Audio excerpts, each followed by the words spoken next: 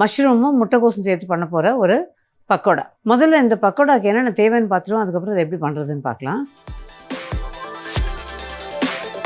காளான் முட்டைக்கோஸ் பக்கோடா செய்ய தேவையான பொருட்கள்: காளான் 5 சிறு துண்டுகளாக நறுக்கி கொள்ளவும், பொடியாக நறுக்கிய முட்டைக்கோஸ் 1½ கப், பொடியாக நறுக்கிய வெங்காயம் 2, கார்ன்ஃப்ளவர் 1/2 கப், மைதா 1/2 கப், மிளகாய்த்தூள் 2 teaspoon, garam masala 1 teaspoon, organic சிகப்பு நிறம் சில துளிகள், இஞ்சி பூண்டு விழுது 2 டேபிள் ஸ்பூன், கொத்தமல்லி தழை பொடியாக நறுக்கியது 1 கைப்பிடி அளவு, எண்ணெய் பொரிப்பதற்கு, உப்பு தேவையான அளவு.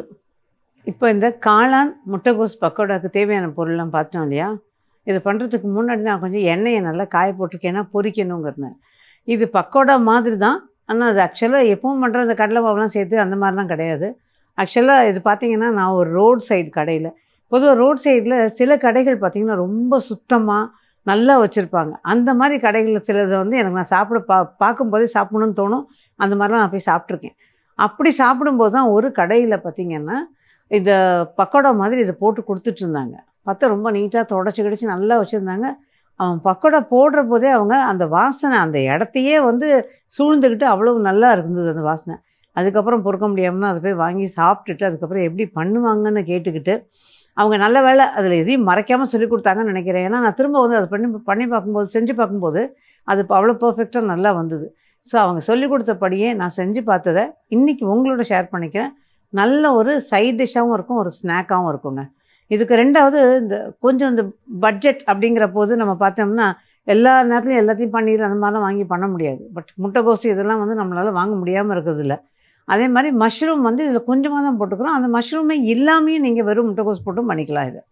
ஸோ நல்ல பொடியாக நறுக்கின முட்டைக்கோஸை நல்லா கழுவிட்டு, முட்டைக்கோஸ் மட்டும் நம்ம கழுவிட்டு நறுக்கணும். அந்த எதெல்லாம் எடுத்து கழுவி நறுக்கணும். அல்லது அப்படி கழுவ முடியலன்னா இதை பொடியாக நறுக்கிட்டும் கூட நீங்கள் ஒரு தடவை நல்லா அலசி எடுத்துடணும். கட்டாயம் முட்டைக்கோஸை நல்லா தனித்தனியாக எதெல்லாம் கழுவணும். கழுவலைன்னா பொடியாக நறுக்கியாவது அதை கழுவிடணும். அந்த மாதிரி கழுவி ரெடியாக வச்சாச்சு. அதே மாதிரி பொடியாக நறுக்கின இந்த காளான்ற மஷ்ரூம், அது இதோட கூட நம்ம வெங்காயம் நான் கொஞ்சமாக தான் போட்டுக்க போகிறேன். மேலே வந்து கொஞ்சம் தூவிக்க போகிறேன் வெங்காயம். இதுக்கு இஞ்சி பூண்டு வந்து மஸ்ட்டுங்க. இஞ்சி பூண்டு இருந்தால் தான் இது நல்லா இருக்குது. அதனால் நிறைய கொஞ்சம் நல்லா 2 டேபிள் ஸ்பூன் இஞ்சி பூண்டு, அதோட பொடியாக நறுக்கின கொத்தமல்லி தழை மேலே கொஞ்சம் தூவறதுக்கு நிறுத்திக்கலாம். அப்புறம் மிளகாய்த்தூள், இதுக்கு காரம் வந்து மிளகாய்த்தூள் ரொம்ப சேர்க்க வேணாம்னு நினைக்கிறவங்க இதில் வந்து கொஞ்சமாக மிளகுத்தூளும் சேர்த்துக்கலாம், நல்லாயிருக்கும். கரம் மசாலா, இது வந்து இந்த ஆர்கானிக் கலர்னு எனக்கு தெரிஞ்சவங்க வெளியூர்லேருந்து வாங்கிட்டு வந்து கொடுத்ததுனால நான் கலர் சேர்க்குறேன். கலர் சேர்க்கலை அப்படின்னா காஷ்மீர் மிளகாய்த்தூள் சேர்த்துக்கோங்க. அதோட மைதா, கார்ன்ஃப்ளவர்,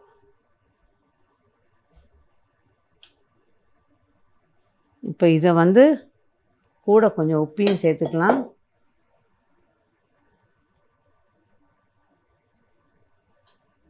அவ்வளோதான். இப்போ இதெல்லாம் ஒன்றா போட்டாச்சு. இப்போ நம்ம நல்லா கலக்கணும். கலக்கிறதுக்கு ஒரு பெரிய பவுல் எடுத்துக்குவோம். இதில் எல்லாத்தையும் போட்டுடுவோம். போட்டு முதல்ல இதை மொத்தமாக கலந்துடணும். அப்புறம் அதில் தண்ணி தெளிச்சுக்கணும். அது ஒன்றோட ஒன்று எல்லாம் நல்லா சேர்ந்துக்கணும். அதுக்கப்புறமா நம்ம வந்து தண்ணி தெளிச்சுட்டு பெசறிடலாம். இந்த கார்ன்ஃப்ளவர் வந்து மைதாவும் கார்ன்ஃப்ளவர் அந்த காம்பினேஷன் பத்தலைன்னா இன்னும் கொஞ்சம் நீங்கள் கலந்துட்டு சேர்த்துக்கலாம். அதே மாதிரி இதுக்கு மைதா தான் வேண்டாம்னு நினைக்கிறவங்க கொஞ்சம் கோதுமை மாவு வேணால் சேர்த்துக்கலாம். பட் யூஸ்வலாக இது வந்து மைதா தான். எனக்கு அவங்க சொன்னது மைதா.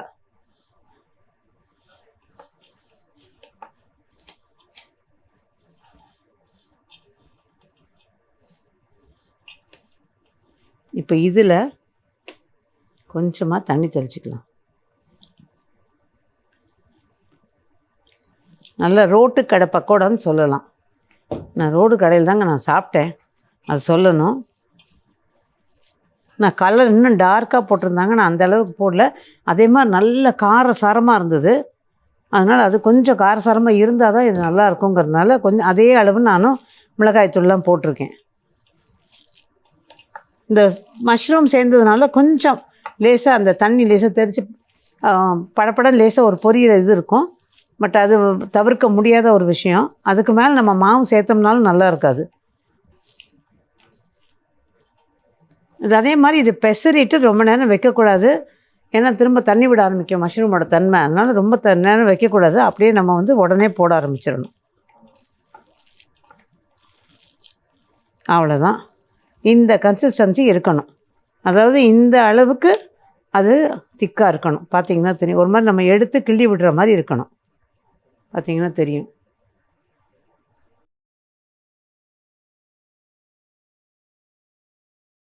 இப்போ எண்ணெய் காய வச்சுருக்கோம். ஏற்கனவே நான் காய போட்டிருந்தேன்னு சொன்னேன் இல்லையா? அதே மாதிரி மற்றதும் கலந்து ரெடியாக வச்சு உப்பும் செக் பண்ணி ரெடியாக இருக்குது. இப்போது இதில் வந்து எண்ணெயோட காய்ச்சல் புகையே இருக்கக்கூடாது. ஆனால் ஓரளவுக்கு நல்லா காஞ்சிருக்கணும். ஒரு தண்ணி கொஞ்சம் தொட்டுக்கிட்டு இதை சின்ன சின்னதாக கிள்ளி விட்டுடலாம். ஒரு 4-5 இதுக்கு வந்து கொஞ்சம் தண்ணி தொட்டுக்கலாம்.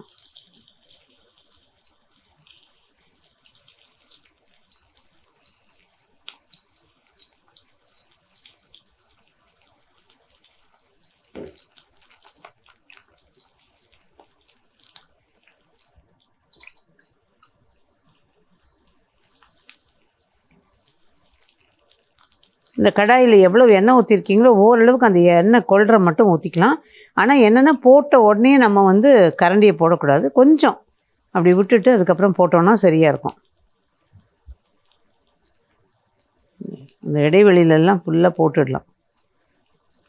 இப்போ மிதமான தீயில் வச்சு எண்ணெயை நல்லா காய வச்சுட்டு இப்போ நம்ம போட்டதுக்கப்புறம் கொஞ்சம் தீயை தூண்டிக்குங்க. இன்னும் நிறைய போட்டிருக்கோம் இல்லையா? ஏன்னா அதுக்கு தகுந்த தீ இருந்தால் தான் இதில் சரியாக இருக்கும். அதனால் அதுக்கப்புறமா தீயை தூண்டிடணும். இப்போ நான் தீயை தூண்டியிருக்கேன். வேகட்டும். இப்போ மெதுவாக கிளறி விடலாம். தீயை நான் தூண்டி தான் வச்சுருக்கேன். தீ குறைக்கலை.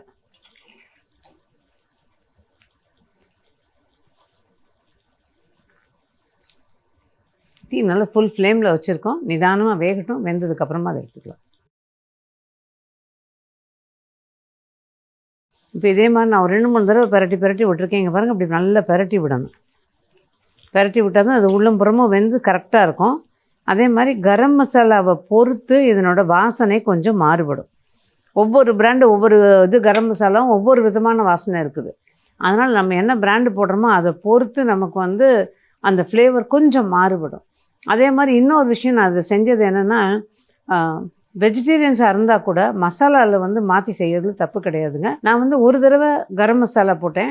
ஒரு தடவை என்ன பண்ணேன், இந்த சிக்கன் மசாலா விற்றுது வாங்கி வச்சுருப்போம்ல, அந்த மாதிரி சிக்கன் மசாலா வந்து அதை வந்து கொஞ்சம் இந்த கரம் மசாலா ஒரு கொஞ்சம் குறைச்சிட்டு சிக்கன் மசாலா போட்டேன். அது இன்னும் வித்தியாசமான ஃப்ளேவரோடு நல்லா இருந்தது. ஆனால் கரம் மசாலாவை நிறுத்தலை. இது ரெண்டுத்தையும் மிக்ஸ் பண்ணி போட்டேன். ரொம்ப நல்லா இருந்தது அந்த ஃப்ளேவரும். ஸோ அது வந்து மசாலா அப்படின்னு பார்க்குற போது அதில் வெஜிடேரியனாக தான் இருக்கணும். அதனால் அந்த மசாலாவை சேர்த்து பண்ணுறதுல தப்பு இல்லை. பட் வாசனை ரொம்ப நல்லா இருந்தது, அதுக்காக சொன்னேன். பாருங்கள், இப்போ நல்லா இப்போ தான் இதுவாகுது. மேலே கொஞ்சம் அந்த கவர் பண்ணி ஒரு சின்ன கிறிஸ்ப்னஸ் வருது. இது ரொம்ப கிறிஸ்பாலாம் இருக்காது இந்த பக்கோடா. அவங்க இது ஆக்சுவலாக வந்து கோஸ் 65 இல்லைன்னா காளான் 65 தான் சொல்லி கொடுத்தாங்க. ஆனால் இதெல்லாம் சொல்லலை, பக்கோடாலாம் சொல்லலை, இப்படி தான் சொன்னாங்க. ஸோ அப்படி வாங்கி சாப்பிடும்போது தான் ரொம்ப வித்தியாசமாக இருந்தது. இன்னும் ஒரு 2 நிமிஷம் இது வெந்தோடனே நம்ம எடுத்துடலாம். ஒரு வலைக்கரண்டியில் எடுத்துடலாம். ஆனால் வலைக்கரண்டியில் எடுத்து இதில் என்ன அதை கொள்ளாததுனால இதை எடுத்துட்டு வலைக்கரண்டியில் போட்டுடுறேன். ஏன்னா எண்ணெய் ஓரளவு கொஞ்சம் நல்லா வடிஞ்சிடணும். அடுத்த இது போடுறதுக்கு இப்படியே ஹை ஃப்ளேம்லேயே வச்சுக்கோங்க. கிள்ளி விட்டுட்டு கொஞ்சம் ஒரு செகண்டு ஒரு 10-20 செகண்டு தீயை குறைச்சிடுங்க. அதுக்கப்புறம் தீயை கூட்டுங்க. ஏன்னா இது ஏற்கனவே நம்ம வந்து நல்ல இந்த வெந்து இது பண்ணதுனால இப்போ பழையபடி அந்த சூடு ஜாஸ்தியாக இருக்கும். அதனால் அது கொஞ்சம் நல்லா கிள்ளி விட்டு தீயை குறைச்சிட்டு திரும்பி தீயை தூண்டணும். மாற்றி மாற்றி போட்டிங்கன்னா தான் உங்களுக்கு கரெக்டாக இருக்கும். ஒரே ஈவனாக வந்து அந்த சூடை வச்சுக்கிட்டு போடக்கூடாது. அதே மாதிரி இது ரொம்ப கிறிஸ்பாலாம் இருக்காது. நான் ஏற்கனவே இதை சொன்னேன்.